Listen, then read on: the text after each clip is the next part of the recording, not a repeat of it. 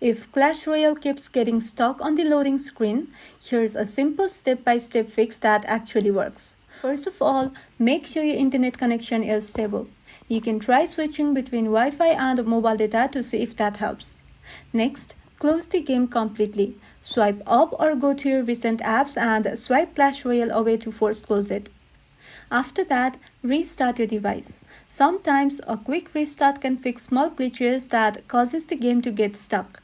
Now, open the App Store or Google Play Store and check if there's an update available for Clash Royale. If there's an update available, tap on Update and wait for it to finish installing. Then, to clear temporary data, go to your device's settings, then tap on General followed by iPhone Storage. After that, search for Clash Royale in the list and tap on it. And finally, tap on Offload app. Then, reinstall the game from the App Store. This will free up cache and other temporary files without deleting your game progress. Finally, open Clash Royale again and it should load properly this time. You can jump straight back into your battles. And that's all. Follow these steps and Clash Royale should stop getting stuck on the loading screen.